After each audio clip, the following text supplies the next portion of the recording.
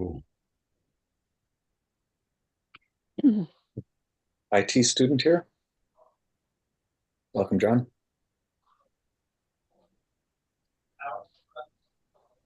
I think he may be muted. John may be muted. Yeah, looks like it. Yeah, but he did just put in the chat. Um, John, if you would please just provide your last name so that when we take the minutes, we can properly note your presence. Thank you. Oh, there's Paul. Maybe keep the. Hey, Paul. Okay, so I've started recording the February 4th, 2025 ITAC meeting is called to order. And the first order of business, as usual, is to get someone to volunteer to take the notes. Uh,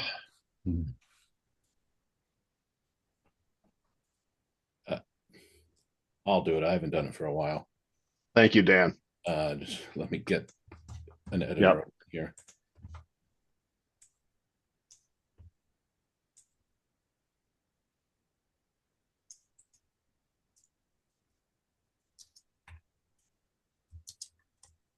All right, everybody talk slow. Yeah. Okay. Please. All right. So attendance, I think you can get from the little pictures on your screen. And the first order of business will be to approve the minutes from last time. So I sent them around earlier, and let me share the screen now. Where is that? There it is.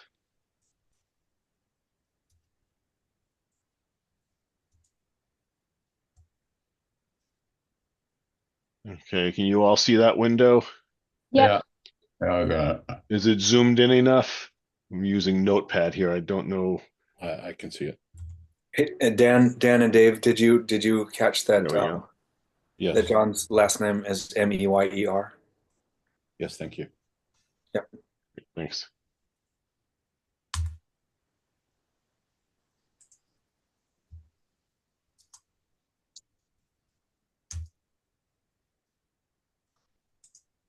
All right.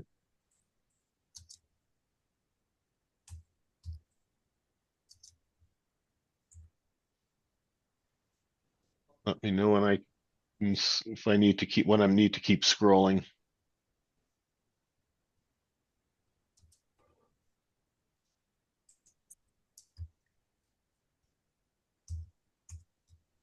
Looks good.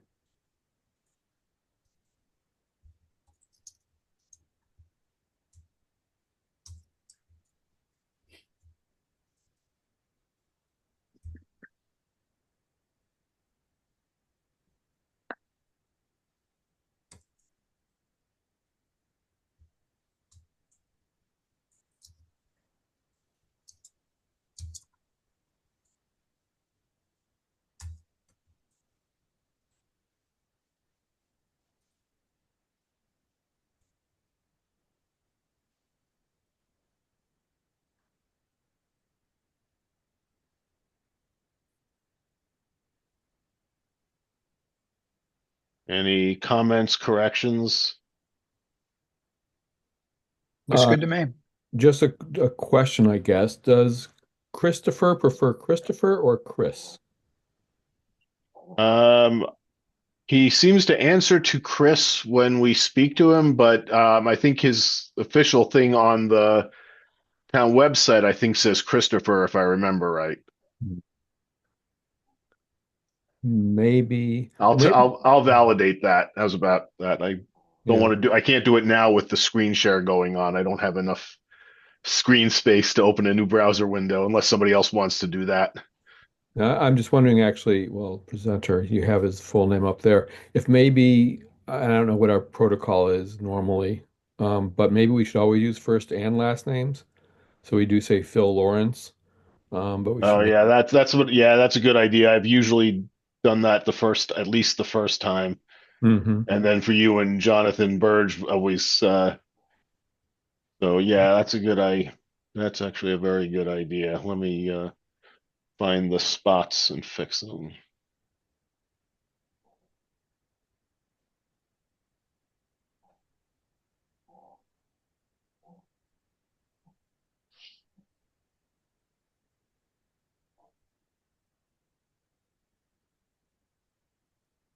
I think that one's okay. Yeah. Thank you. Good call.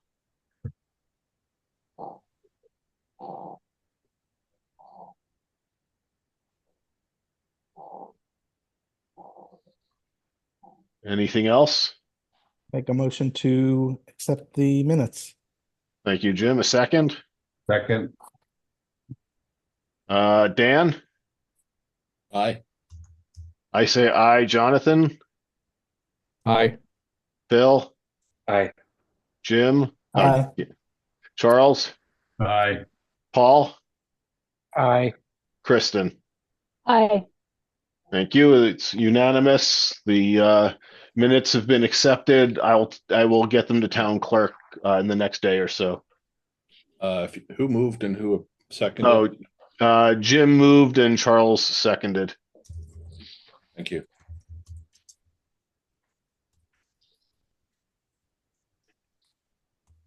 Okay. I'm going to ask about public comments and questions since John is on the line. John, do you have anything you'd like to ask us? Or are you here just to observe?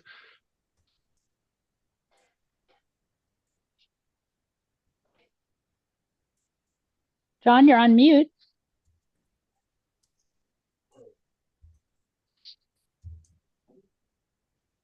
Oh, he did put his last name. He put his full Yeah. name in the chat. Yeah, I saw that. I think he might have dropped off. No, He's still. Oh, he's still there.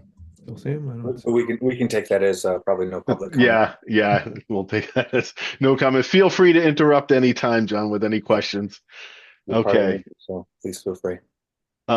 So I'm going to go a little bit out of order here because, as I said in the email, I did have something else come up before I want to go in, and this is I'm hoping will be fairly quick.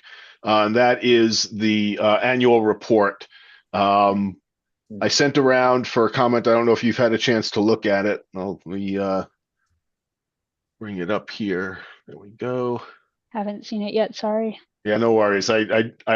This all just showed up in my inbox like yesterday. Let me zoom in on this. That's maybe a little too much. Can you guys all see this? You're Yes, doing it it's earlier than legible to me. I used to get to it, so Sorry? you're doing it earlier than I used to get to it. Yeah. So. Well, last year we were really late and we never got a chance to vote on it until after the fact because I was getting pinged so heavily by Yeah, Tam yeah. to get it in. Yeah. So I figured this time I'm just gonna copy last year's and and get get something out there. Yep. So the So purpose and my, duties is pulled right out of the charter. I think Yep. this should be a one spacer, not two. Yep. Um, Probably a I little bit. changed Board of Selectmen to Select Board. Yeah, Good. and a lot of white space between the two. Yeah, that's their template. Oh, okay. Oh, Yeah, I was surprised that the template left the space in there, but that's the template, so I'm not inclined to muck with it too much. yeah, no, I get it. my only comment would be that maybe we think about making consistent the sort of the terminology we use in your summary of activities and accomplishments. In a couple places we talk about working with, and other places we talk about meeting or met with. And the met with sounds a little bit de minimis, I guess. I mean, maybe we should do it, working with or something with for all the bullet points. Okay. I don't know how the people feel about that. I agree. Yeah. I'm wondering, regardless of whether it's worked with or met with, wouldn't it make sense to identify who the former IT manager is or was and who the new chief information officer is? Yeah, that's not a bad idea. Hmm.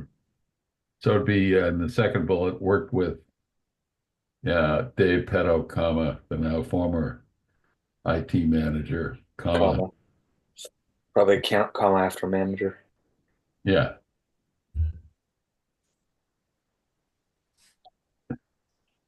Well, it. Yeah. How to articulate this? I don't remember exactly when Dave Petto left, but I thought it was pretty late in the year. Like, It was in the spring. I mean, Wasn't that late. It was in the spring, early, like March or April. yeah, sorry, I didn't mean like the fall. I meant like it wasn't that he was already on his way out at this point in 2024. So what am I trying to say? I'm grasping for words. We work with Dave Petto, who left the position in late spring 2024, whenever it was. So we had a relationship with Dave Petto when he was here. Yep. We did. So this is all of this came out of meeting minutes.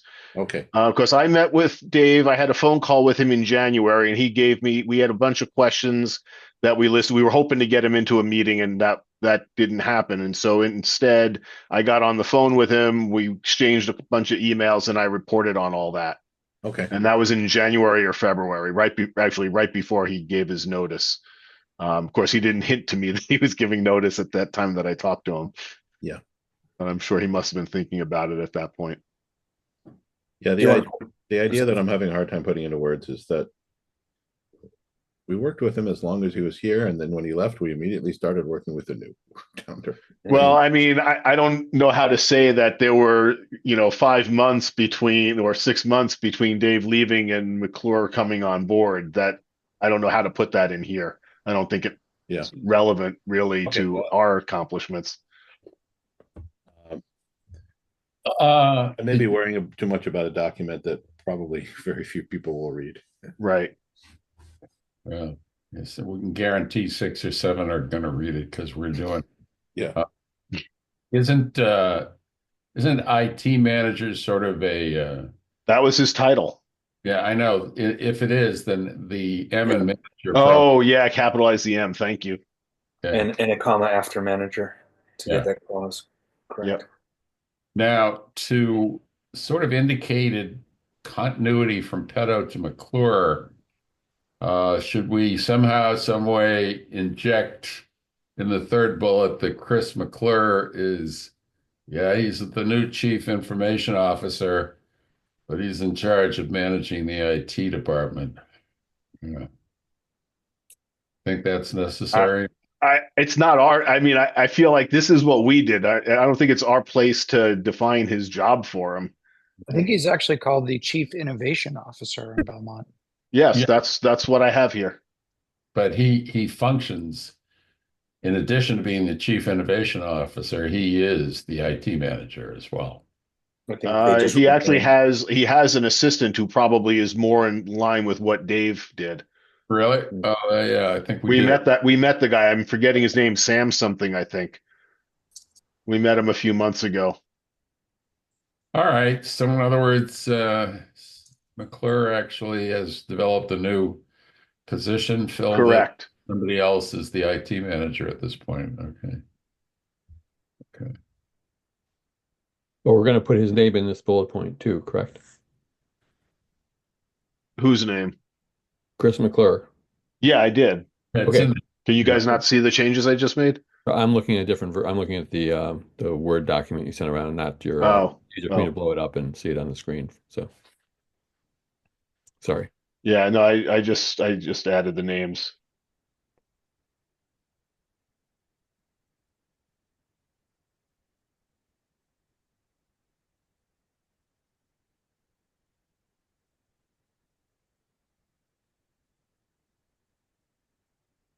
That have been discussing is kind of awkward. Yeah, I maybe don't, worked with Christopher McClure, the new Chief Innovation Officer. Regarding town IT yeah, strategy. I like it regarding Yeah. strategy. Thank you, Charles. Sure. Yeah, that's better than mine. Good. What doesn't it like about general public? I'm Ooh. sorry. What? Oh, that, yeah. Oh, I'm going to leave general in there. Yeah, that's fine. Yeah, I agree. I don't mind disagreeing with Microsoft. Yeah, yeah. Work on strategy. Right.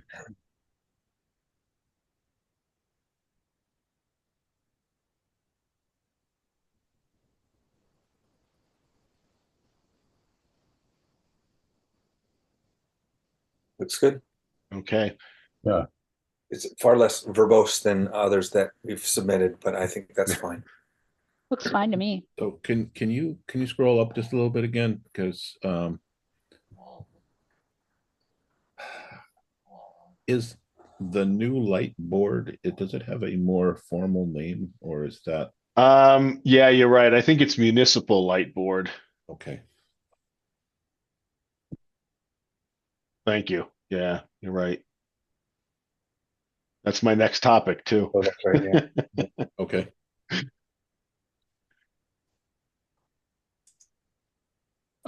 Is there the term home IT? Is there a better way of describing that than home? Personal IT, maybe. I don't know. What do you think? Residential? That's a fancier word, I suppose, for home. Maybe instead of home, maybe something like personal, like a personal Okay. computer. Yeah, I'll say Um, personal.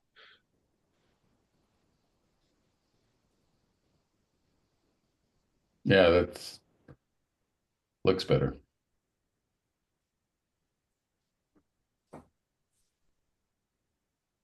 Yeah, and also sort of combines with the general public in a better way too.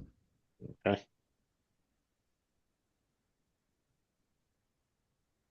Might also just say online safety, you know, Where? after personal IT, comma, online safety and cybersecurity yeah. issues for the general public. Okay. Some of these things are not cybersecurity. Microsoft is going to give me grief about needing a comma after safety. I like the Oxford comma, but I think I usually use it, so what the hell? And the goals for 2025, I guess I would suggest we say continue strategy work on developing, because we're not actually developing the repository ourselves. Oh, yeah. Okay. Yeah, you want to bulletize those two sentences too to Mm. follow the format above. Yeah. That's a good point.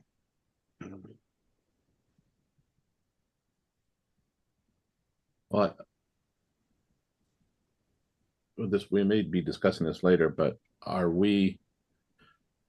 Yeah, we're not hosting this. We were just going to pitch something over to the town website, but are we preparing material or are we just curating material? I think that's a still up in the air question. Okay, then we'll leave it. We'll leave it undetermined until we determine it.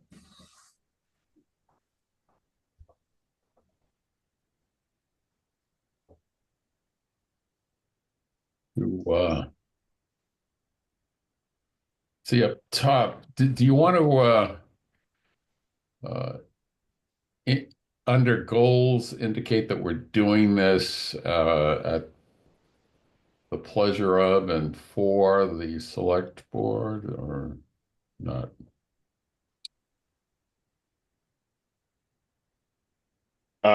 They didn't ask for Well, that level typically, of detail about us. The purpose and duties is come straight out of our charter. yeah, and we're appointed by school committee um, and select board. I mean, often we say something to that effect, but I don't know that it really matters too much.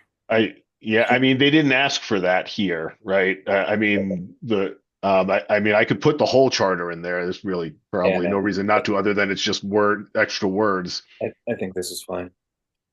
No, I was actually just talking about hinting at that, not under purpose and duties, but under goals for 2005.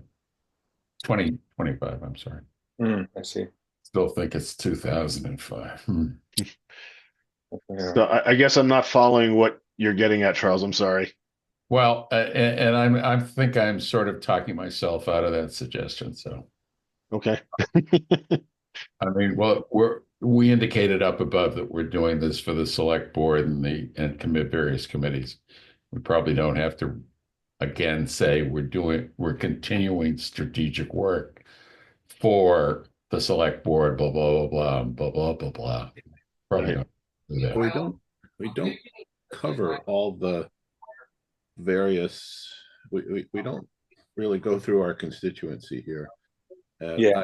I don't know if we want to mention, we will continue to respond to inquiries for information from the school committee, the library, the light department, etc., the select board, whoever else appoints us. Yeah, but You think you need another bullet, Dan? Is that what you mean? I think I'm okay with the concept, but could someone give me the words? Go for it, Dan. Oh boy. Mhm. Continue to respond to requests for information and council advice. That's the word in our title. Yep. From school. Sorry, I'm not going to list them all. Just say town boards and committees. Okay. There you go. That does it. Sort of gets at what I was talking or suggesting as well.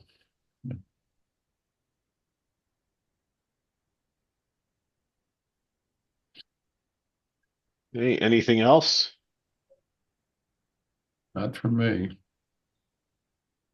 I have a motion to accept. So moved. Who said that? Doesn't matter. Second, Okay. Dan, Aye. Jonathan, Aye. Charles, Aye. Jim, Aye. Bill, Aye. Paul, Aye. Kristen. aye.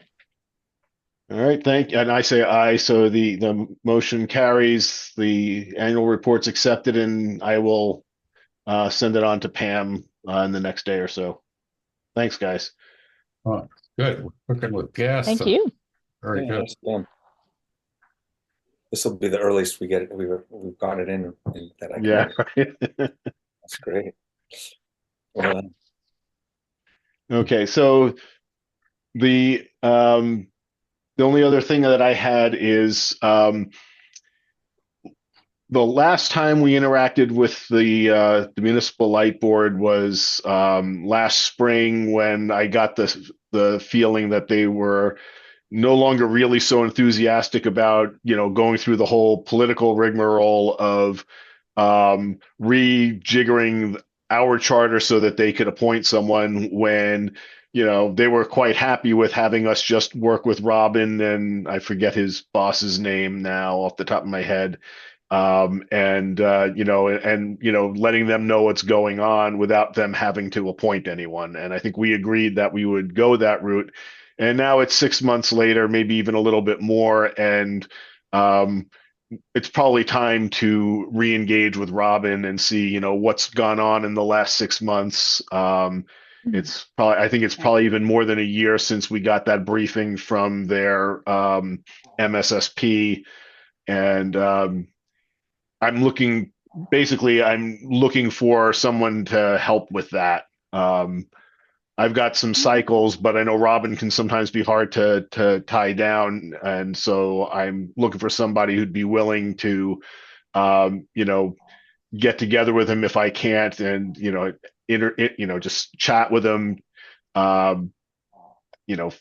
see how things are going in terms of the improvements that they were working on. They were trying to get to, it's in old minutes. I don't remember off the top of my head, but they were going with the Center for Internet Security framework and working on getting to, I think they had an initial milestone of IG1, but they had an ultimate goal of getting to the next level up, the IG2.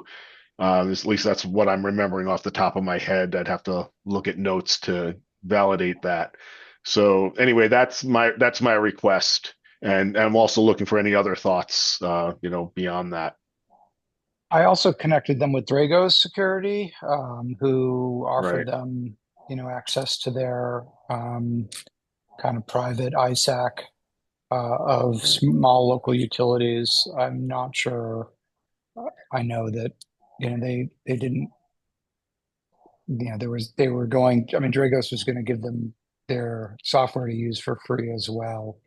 But there was some issue with them needing to update some hardware to run it or something, and I'm not sure whatever happened with that. So it would be worthwhile to also follow up on whether they took Dragos up on that offer. Well, yeah, so that would certainly be part of the discussion. I seem to recall something that said that they did attend at least one of those ISAC meetings. I think you met somebody from Dragos at a conference or something, and they told you that they had attended a meeting. But other than that, who knows if they've done anything beyond.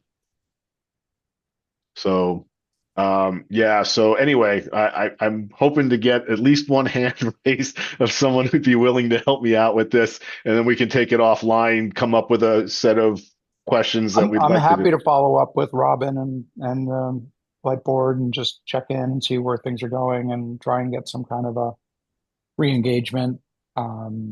Just to Okay. get I'll tell you get an what, update on where things stand. I'll take it up with you offline, Paul. We can come up with a, strategy of how we want to do it, and then we can send a note off.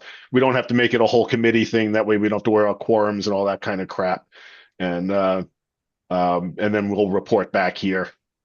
That'd be good to have Robin in, maybe just join Yeah, one of our next I meetings. actually pinged him, um, not for this one, but for the previous one, hoping he would be willing to show up, but he's just consistently a decline. I sort of understand it. I mean, none of these guys get paid to stay this late and so on, but it is Zoom. He doesn't have to be at work to get on it either. Um, but I'm willing to, meet him during the day. It's just a matter of finding, nailing him down. And my concern is that if, there's a scheduling thing where somebody else has a better shot at it than me. And I'd also, like I said, I'd like to bounce ideas off on what actually the conversation should include. I don't want to forget anything. So yeah, so I'll get with you offline, and we can come up with a strategy, and then I'll reach out to Robin, and I'll make sure that his boss is on copy. I wonder Sounds good. if strategically, if it might not be a good idea to see if the general manager can't be in on any meeting you have That with would him. be the intent. Yeah, that would definitely be our intent, would be to have, like I said, he has been on everything that we've done so far. And he seemed to be, I don't know if he's, how enthusiastic he is about interacting with us, but he certainly would rather interact with us and know what's going on than, ignore us and and then get hit with a surprise. Particularly since I don't know who's on the municipal board anymore. I don't know if anything changed in any recent election, but at least one of them attended one of our meetings, and they definitely showed some interest in the topic when I met with them last spring.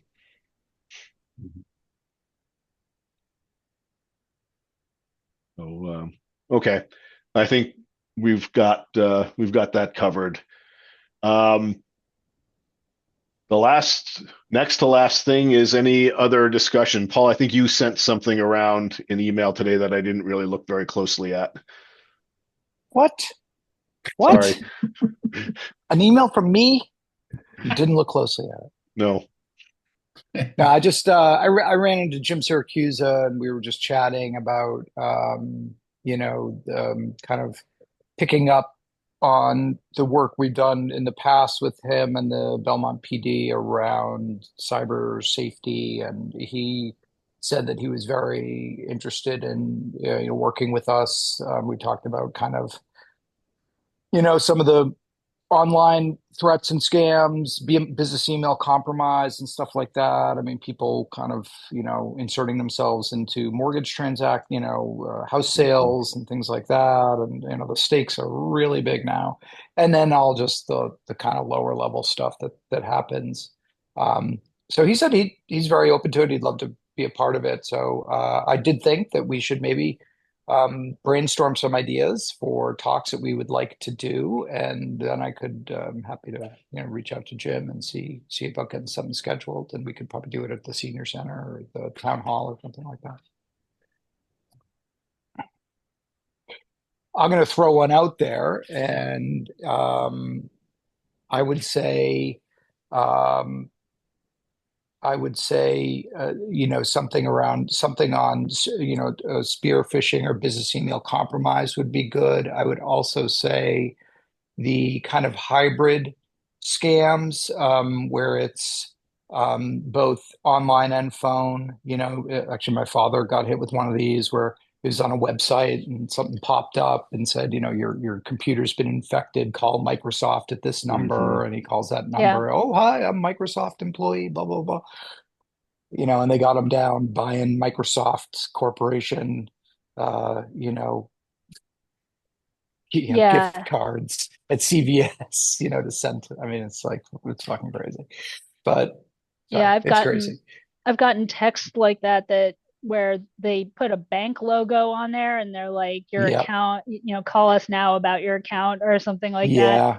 And the Yeah. logo looks real. I mean, of course, anybody can use, Photoshop or whatever and make a logo, right? But Right. it looks legit. And if you're not savvy about it, you might, So yeah. So yeah, maybe just something to sort of be like, hey, listen, here's just the basic survival techniques for this, and yeah. how to And look at show a domain examples, name, show examples. Here are right? the types of scams. Here's how you know that the domain is fishy, and Hmm. it's got the company name, but it's a subdomain of some, or just all that kind of basic blocking and tackling that we all Yeah. do every day. And also just talk about the new attack vectors, texting and phone and stuff like that. Um, Yep. Yeah, Another one, yeah, go ahead. yeah. From the articles that are appearing in the likes of the Boston Globe to the Wall Street Journal, the stakes are getting really, really high. I mean, Really high. Yep. Yeah. Yep. some, I mean, Arlington got scammed out of what, $300,000? Was that what it is? More than that?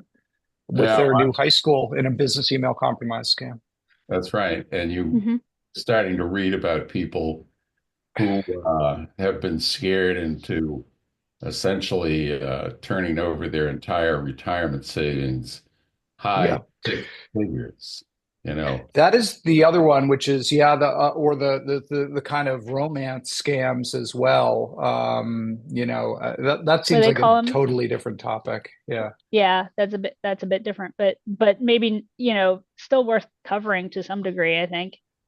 Absolutely. And Absolutely. Yeah. it's the goal is the same, even though the method is different. It's just playing on people's emotions to separate them from their money. Yeah. So Yeah, so probably should not just talk about what the attack vectors are and how to avoid them, but what to do and who to call if you happen to get scammed.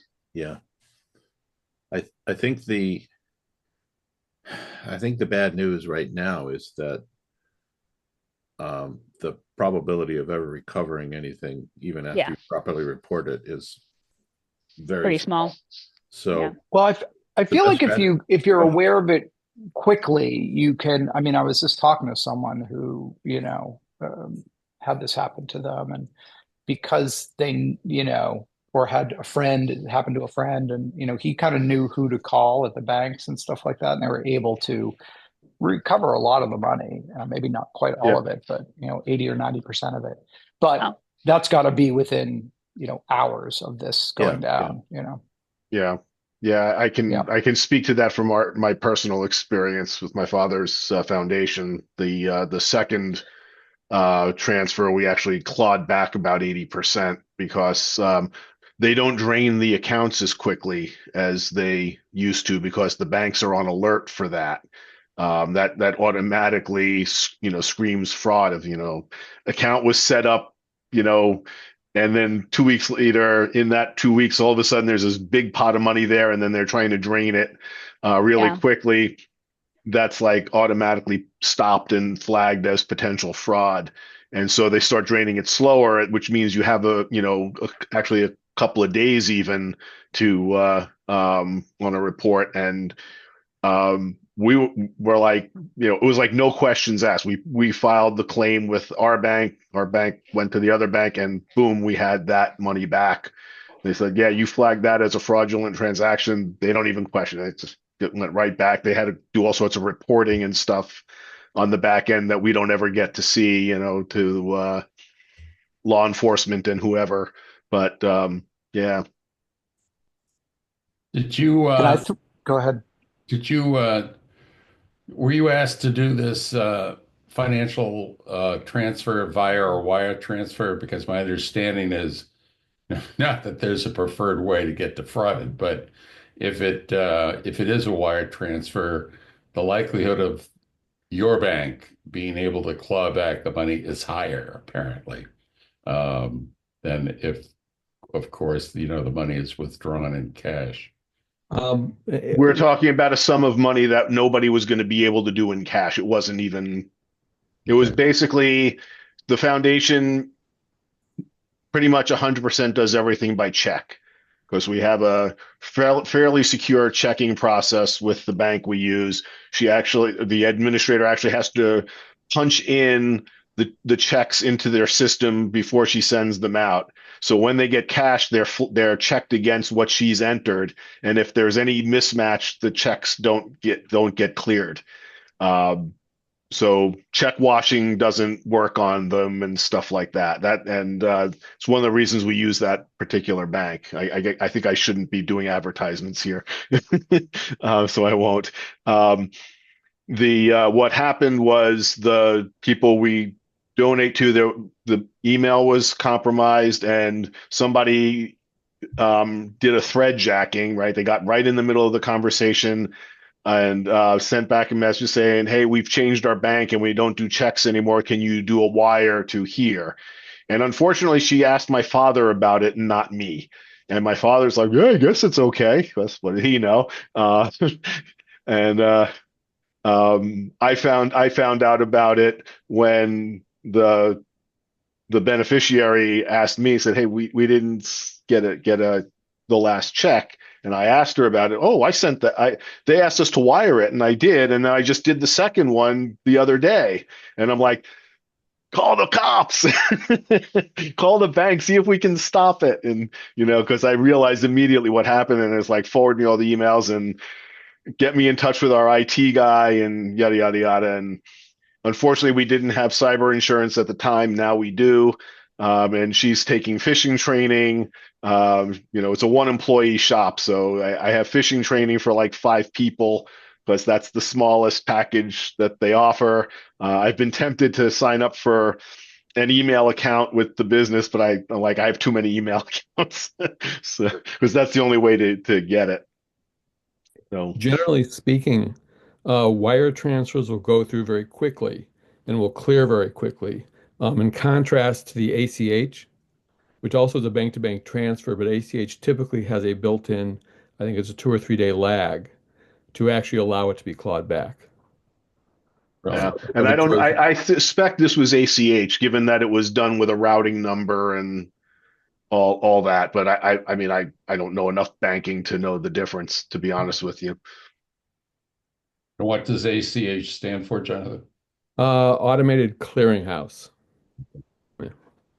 And typically, if you're going to do a bank transfer, and try to do it online, it'll offer you probably both options. an ACH transfer or a wire transfer. ACH transfers also are cheaper. Your wire transfer, your bank is likely to charge you, depending on your account, maybe $7 to $10. Hmm. Was an ACH transfer more or less the same thing as an electronic funds transfer? Yes, although the terminologies get muddied. But yeah, oftentimes I think those two are used interchangeably, although technically, or grammatically, electronic funds transfer is both, right? ACH or wire are both electronic funds transfers. But oftentimes the EFT is used specifically, that terminology is used specifically to denote an ACH transfer. So Oh, one other topic I might throw out would be maybe a presentation on um, kind of emergency preparedness around your online accounts and things like that, right? So if you become incapacitated or, God forbid, pass away, there are a lot of issues around, your family being able to come in and get access to critical accounts and so on. And maybe just we could put something together on sort of best practices around that, um, using password managers and there are many reasons to use password managers, but just some of the ways that you can delegate authority in case you become incapacitated. Hmm. That would be another one. that's not, of course, necessarily preparing you for anti-fraudulent activities, but just facilitating, the inheritance process. Because I guess that depending on the type of institution you're dealing with, I've heard that it can either be easier or not easier. But in any case, you better have a beneficiary indicated, or it gets really difficult.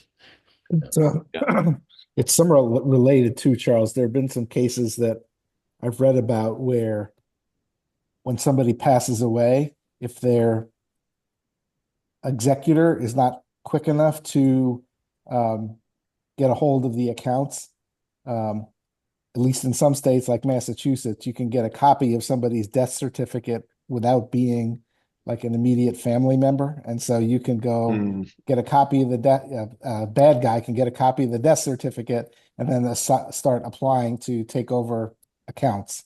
So it is Right. kind of related, Charles, that if you don't have Wow. the right Yeah. mechanisms in place, bad things can start to happen. I'll see if I can find that article. Yeah, I remember reading that back a few months ago in the Globe. Yeah. It's also good to have joint accounts because then you can get things. For example, I remember when my mom died a long time ago, uh, there was a rush to basically get to the bank and get stuff out of the safe deposit box. This is back when we had real bank branches and real safe deposit boxes, before the bank really knew that she had passed away. Because I guess maybe she didn't have a joint account with my father at that time. It was for some reason it was all in her name. So, but if you have a joint account, then you're able to get those assets before the bank basically puts a lock on them and wait. Then they have to wait Yeah. for probate, Puts it in probate. Yeah. which is a long, painful process. Long process. Yeah. Yeah, I remember when we were doing our state documents a few years ago, and I have to admit, it took us that long to get around to it. One of the lawyers said, and one of the places you don't want to put these documents is the safe deposit box. Don't put it there. Yeah. You may be locked out of your Right. last will and testament if you do. Right. So So we could, I just put a link to the Globe article in the chat, which you might want to capture for the minutes and for people's Felix, come information. here. Felix. If they haven't seen it, I apologize. It's probably have to have a Globe account to get at it though. In any case, the sensitivity, I think, on the part of the general public to all of these issues we've talked about, it has increased substantially. And now that we have a town newspaper again, this would be, I think, Oh, yeah. something that the town newspaper could really run with. In other words, giving us advance publicity, uh, Yep. and then afterwards, writing up, a summary of what actually happened at the meeting. I mean, in the past, when we were doing these public service information sessions, our main problem wasn't, in my humble opinion, I'll admit that I was on the subcommittee that did it. Dan was too, as I remember. Um, it wasn't sort of the quality of the presentation that we got. They were all quite excellent, but nobody came. Mm. And it was a shame because some of the topics were very timely topics, and but the coverage was after the fact, or the fact. Well, we hopefully this won't happen again, but we were baffled by circumstances beyond our control. Like we scheduled things at the library, months in advance, and then weeks in advance, they scheduled a presidential debate the same night. So I was actually kind of surprised anybody showed up. Imagine that.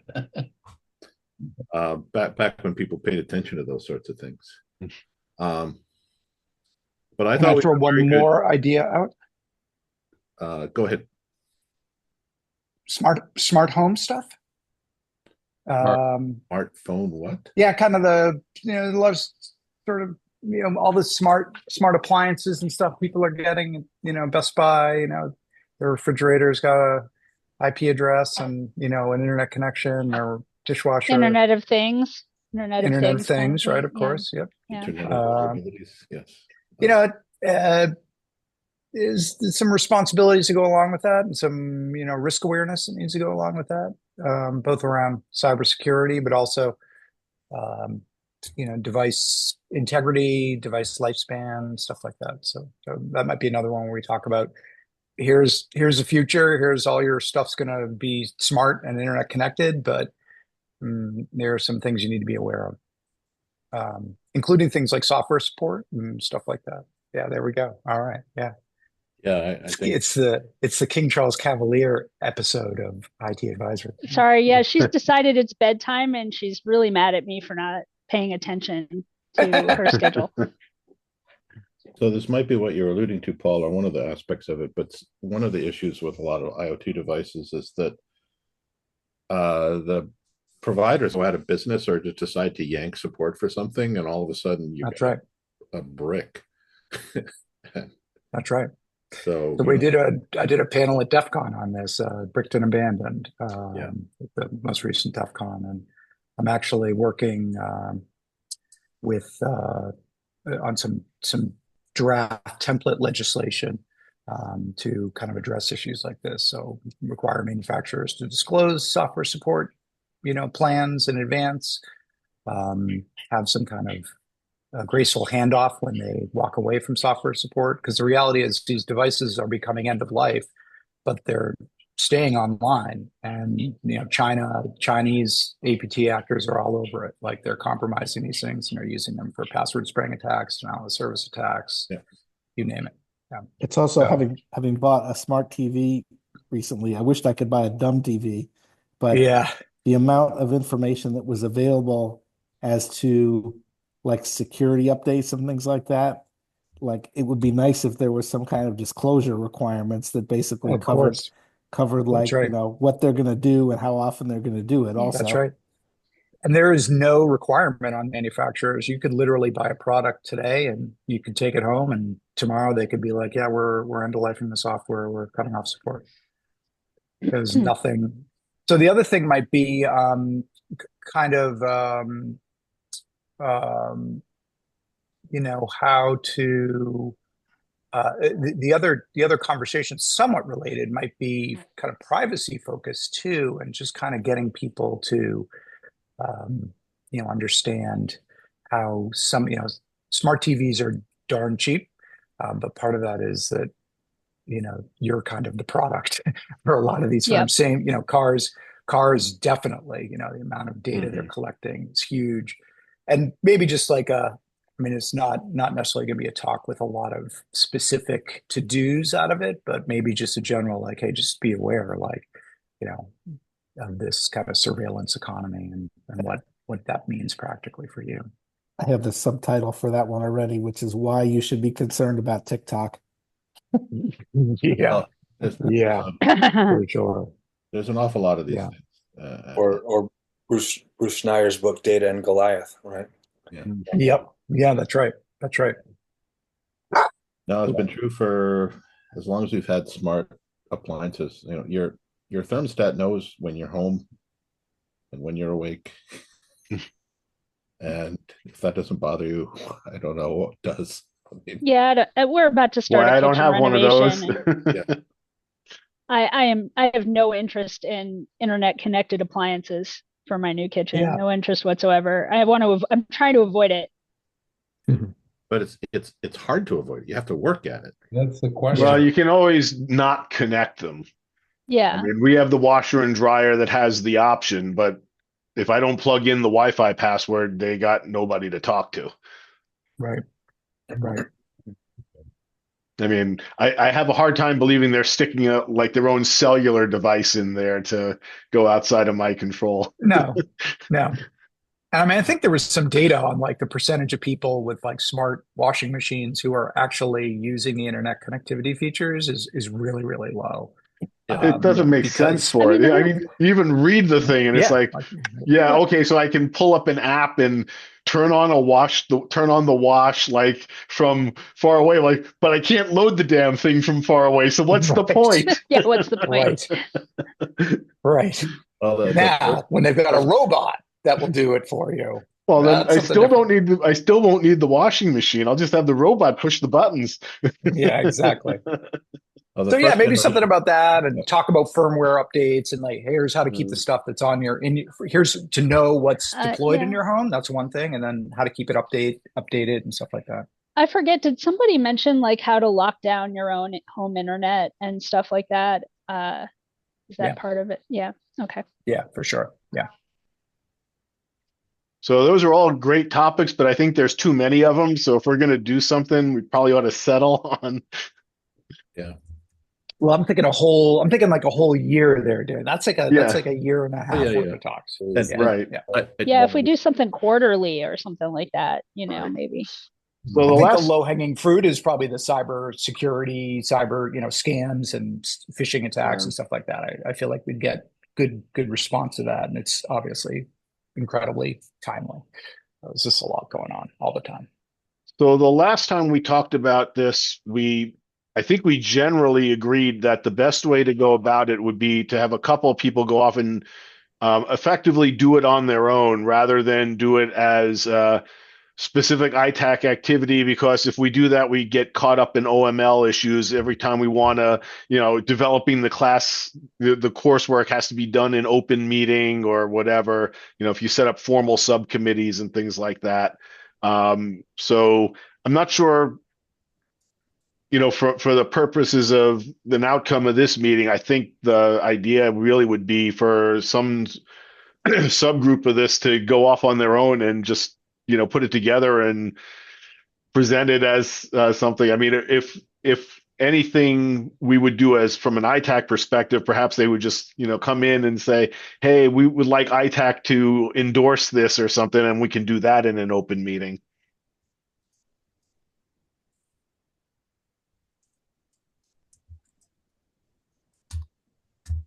I think I that's think that fine, makes sense. Yeah. except I was one of the people that volunteered last time, and look what happened after that. I didn't do a thing. But it sounds like we've got more critical mass now. So if people want to do that, I will try to help out in whatever way I can whenever I'm around, whenever I'm in town. I mean, obviously, I'm pretty used to and experienced in putting stuff like this together, so happy to be part of the team. I probably don't want to own it just because I got a lot of other stuff on my plate, but happy to be a part of the team. And I'm also happy to work with the media center to make sure that we get everything recorded and on the local channel. If we, any kind of event that we do that makes sense to do that. Well, I think I hear and two AI, we people should be kind of doing it. getting, I hear two Yeah. people getting started on this. I think you can have up to two more without worrying about quorum issues, and go for it. Phil, do you want to join us? I don't mind doing that. Yeah, that'd be fun. You're a cyber guy. Yeah. more in application security at the moment, but yeah. All right, I'm not going to put the names down because it sounds like we're forming a subcommittee, and that's what we're Right, yeah, we want to avoid Yep. that. We're the unsub committee. So that's cool. Maybe we can go to, you know, Butternut and grab a booth and just kind of talk through it, and then feel like we can probably put the slides and information together pretty quickly. Sure. And I can reach out to Jim. I'll reach out to Jim after this meeting and just say, hey, we had a conversation about it, and maybe he could join us and give us his thoughts. Yep. Yeah. Good. If you need a fourth, I'll be happy to join that group, especially if it's going to meet at Butternut. I knew that would get something. All right, that sounds great. Thanks. The last thing we got is to schedule the next meeting. I want to interject another thing that. Oh, sorry. Yeah, go ahead. I apologize. I should have said something earlier, but so let's imagine just, you know, a complete hypothetical that a bunch of people in expensive suits waving dubious credentials show up in the town office and demand access to the information in the servers. I mean, I can't imagine this actually happening in real life, but just bear with me. How do we keep them out of the system until we've had a chance for a judge to tell us whether or not they actually have the authority to do that?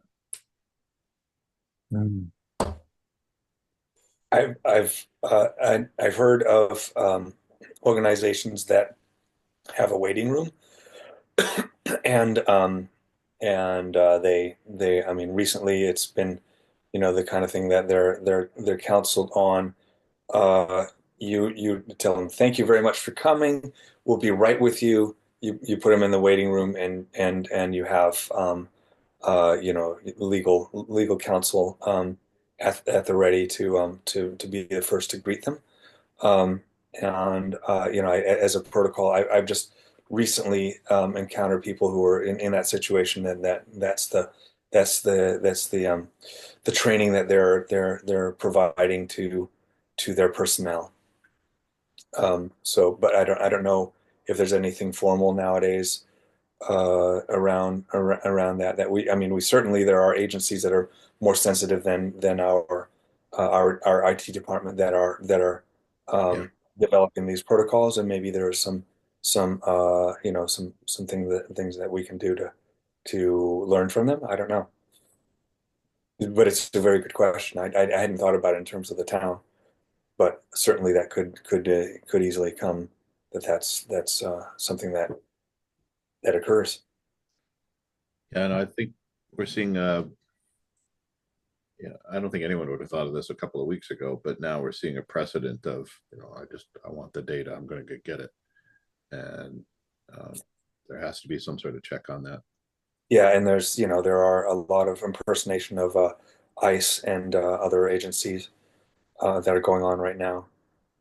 So I think it's a legitimate question to be asking. Yeah. Yeah. Oh, I was thinking about this hypothetical, not just in the situation you described, Dan, but also the situation where people are asking for access to those systems, not just the data. And Yeah. One thing occurred to me, which is like backups become ever important, especially if you have people who are like unfamiliar with the system's operation, doing things with them, because you don't know what they're going to do, and they maybe do something that they don't know what they were doing, and it's hard to undo what they did. So I wonder if it's worth our asking that question to McClure and seeing if there's a protocol being developed for, or if there's a protocol in place for it. I finished my homework recently, so Yeah, I guess you can add that to the sort of disaster scenario list. Is what do we do when somebody who may or may not have a warrant shows up and wants a list of all the students, you know, and their backgrounds, you know? Yeah. for example. Could Yeah. be anything. This Isn't So does there, look at, I think the only thing that there is an IT component to this, but I think this is beyond just IT, and I'm not sure that the IT guys are necessarily where we're going to find the right answer. Yeah, that's true. Yeah. yeah, this is almost Probably town council question. Yeah. an administrator and town council question. Yeah. Also, I mean, if you're talking about an in person, not a remote visit by these impersonators, if you wish. I don't know if somebody walks into Patrice's office, and flashes a fake FBI ID at her, and it looks authentic. I'm sort of wondering what, if you're not anticipating this, what you would logically do. I think you might logically call the local police, Hmm. but beyond that, I'm not sure what you Say, would. sit down. I'm going to call the Boston FBI office and just verify that you're an agent. Yeah. Yeah. But sometimes And that if they say, no, don't do that, then that's a huge red flag. And you're like, actually, I'm going to call the police. Yeah, I Yeah. just so remote infiltration is a problem, and we're either ready for that or we're not. But this is sort of a new thing where someone shows up and says, "Hey, look, an open USB port on your desktop. I'm just going to attach this drive, and we'll see what happens."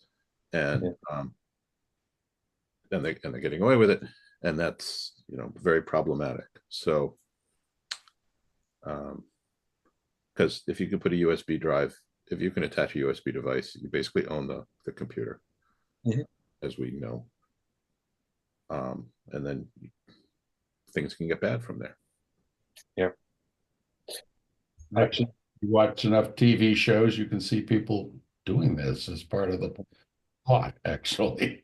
Well, I mean, a lot of those things on those TV shows are total baloney, but it Yeah. just is it's a fact that USB basically is a doorway into the guts of a computer, and there's very little you can do against a compromised USB drive. You can I think you can still buy rubber duckies on Amazon. Yeah. Maybe it's not Amazon anymore. I don't know if they ever got dinged for that, but I mean it's considered a legitimate pen testing tool for legitimate things. And I happen to own one. Not that I didn't buy it. I got it as part of a job we were doing, and At a former employer, somebody wrote a message to the local distribution list saying, "Hey, I found a USB drive sitting in the parking lot. Did anybody lose one?" And then there was like a flurry of email saying, "Don't plug it in." yeah. Yeah, I think that our defenses against this kind of thing are only as strong as the people on the front line.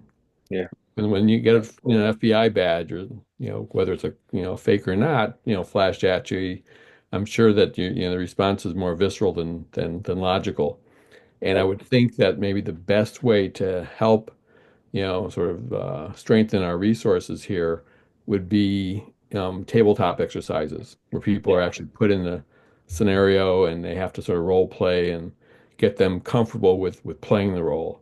The folks who are on the front line, whether it's the town clerk's office, the administrator's office, the school superintendent's office. Yeah. I don't know who it is to organize such a thing, if there are people who do that. I mean, obviously we know about tabletop exercises with general cybersecurity, but now we have sort of uh, a different animal, I think, Hmm. potentially at our door. Yeah, I It is do think worthwhile. Yeah.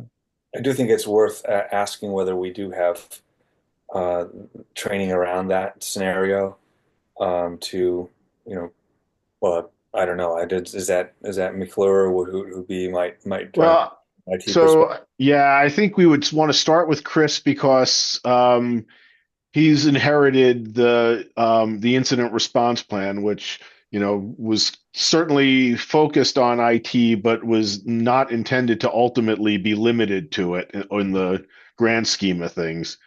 So since we know that it doesn't really exist yet anyway. It's probably still what he's starting with. So Yeah. it'd be good to talk to him about that next time. Shadow guy. And This is I mean, this is like a new type of incident that yeah, Yeah. exactly. Yeah. 2 or 3 Yeah, years that's ago. what it is. Yeah, Yeah. just we didn't have to worry about it. Does Now like we do. crazy Yeah. crits. Yeah. Is that Dave? Is that, I mean, do we want to do something before our next meeting on that? Oh, I wait, Zach, mean, do you remember like doing the Kraken? Um, I think you taught me how the Kraken works. I mean, I suppose there's no reason we can't email him and say, we had this discussion. What do you think? yeah, Oh, when I tell And from would you behind be like, able I to always speak to crit. it where Yeah. you're thinking for the incident response plan for next time? I can Yeah. do that. I'll Yeah, take that action. I think that's worthwhile. I don't know. Yeah. I think.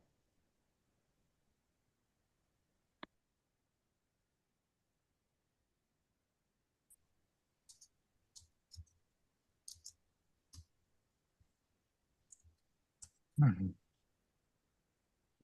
Okay. I've made a note to do that. Any others? I want to add one more idea for. We should do a talk on AI. We should be talking about. We should do a little session, on, what it's all about, what's happening, how you can use it. I don't want to be the one to give it, but I'm guessing there are probably people on this committee who are much more up to date on it than I am. Just I mean, I as think a Not me. basic, yeah, I'm certainly not qualified, but it's a good idea.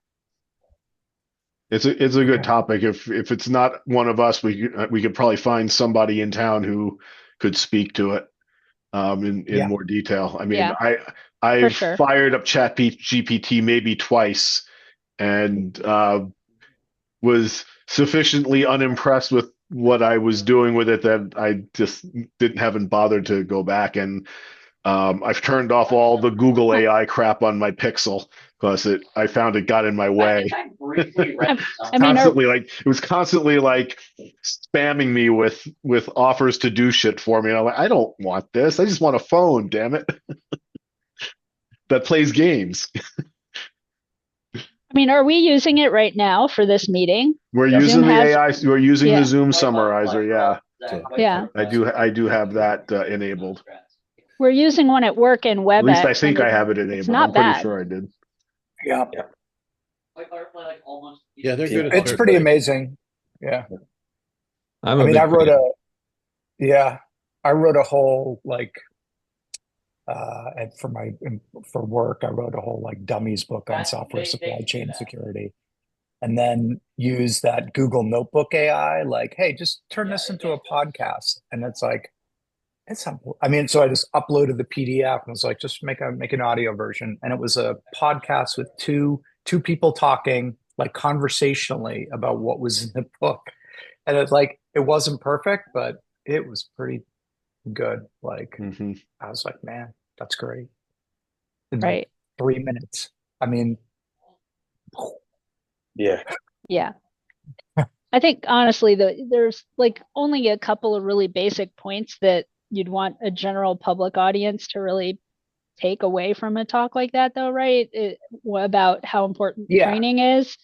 What makes it different is there's no way to go back and trace how it decided to tell you what it told you or where it got the data for most of these models. yeah.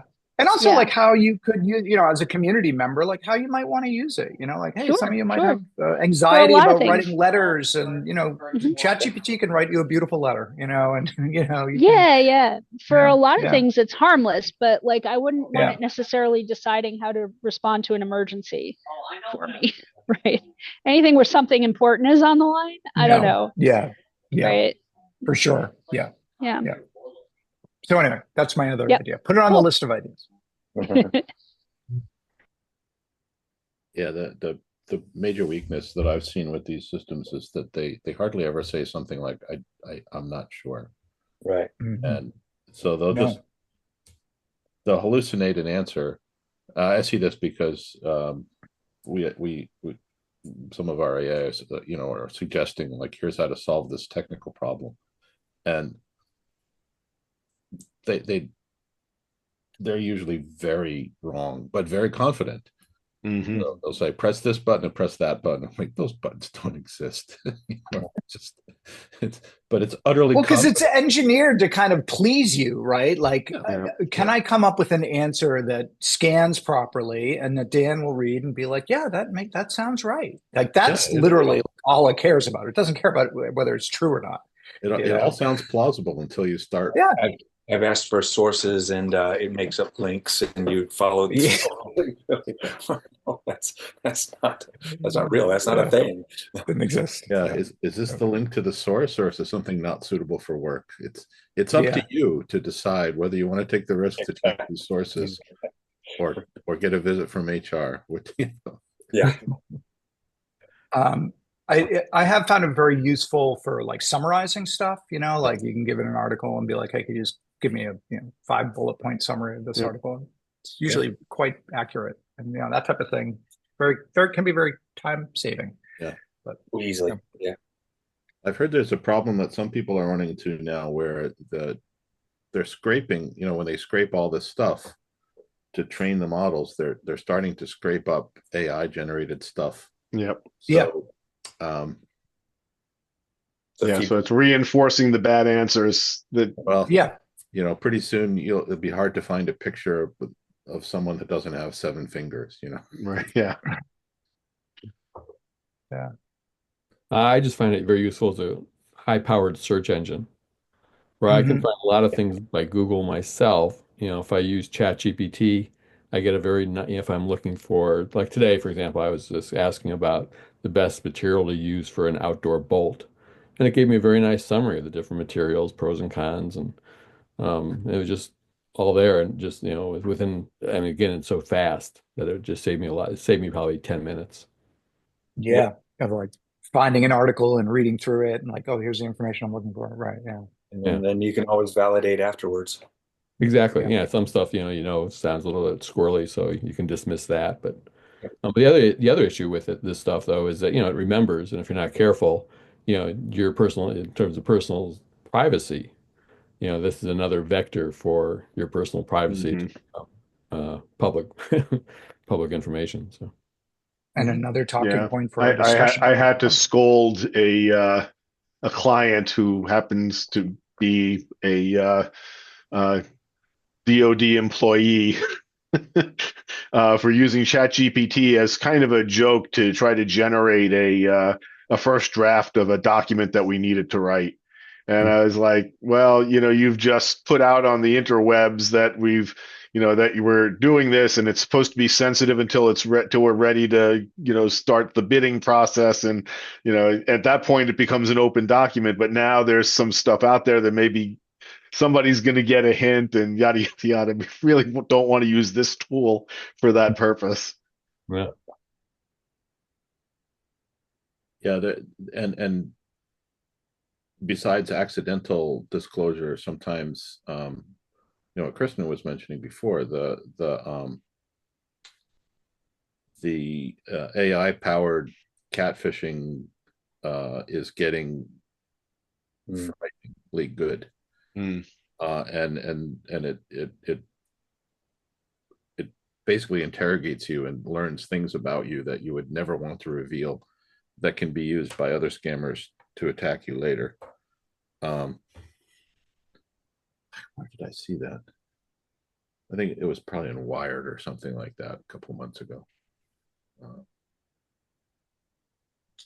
Or even just that there are profiles on networks like LinkedIn and Facebook that are AI profiles. These are not real people. These are, AI bots that maybe are commercial bots, like they're not scamming you, but they may be scamming you. Like I'm not even sure people are aware of that.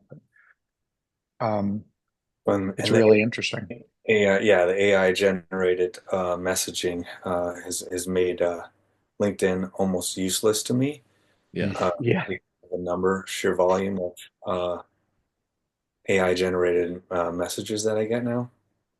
I saw somebody on my network had a LinkedIn AI prompt injection attack where he had altered his profile to, I don't know, put I don't know whether he listed it as a hobby or as a job profession, like just some totally crazy thing about, chasing goldfish over rainbows or something like that. And then got a sort of AI bot being like, I saw are you also interested in chasing goldfish over rainbows? Like, it's just sort of like, yeah, I am. Yeah, I'll try and find a link to it and share it with you. It was hilarious. It was, yeah. Oh, I'm gonna try that.